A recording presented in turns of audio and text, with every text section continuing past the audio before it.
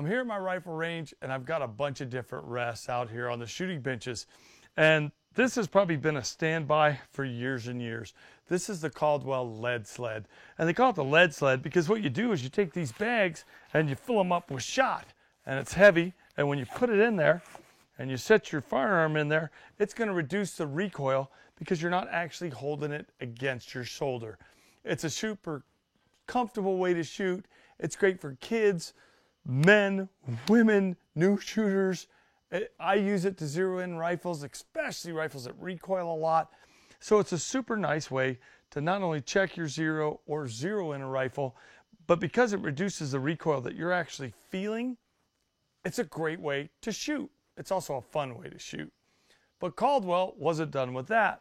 They've recently come out with something they call the Hydro Sled. Super similar to the lead sled, but somebody was pretty smart and decided, you know, it's kind of a pain sometimes to get lead shot or fill up bags with sand. So all you do with the Hydro Sled is you unscrew that and you fill it up with water.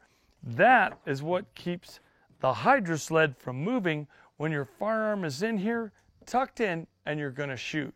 So if you get a chance, check out the Caldwell lead sled if you've never used one, or the newer Caldwell Hydro Sled. It uses water as weight to take out the recoil, so it's not actually against your shoulder. Great way to zero in a rifle, and it's a great way to get new shooters away from flinching because they're not going to feel that recoil.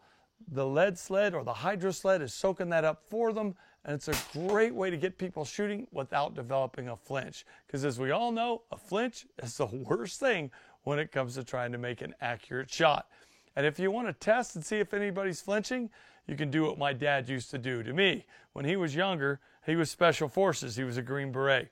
And he would do something he often called dummy loading. So he would load the rifle, hand it to me, and say, go ahead and take a shot.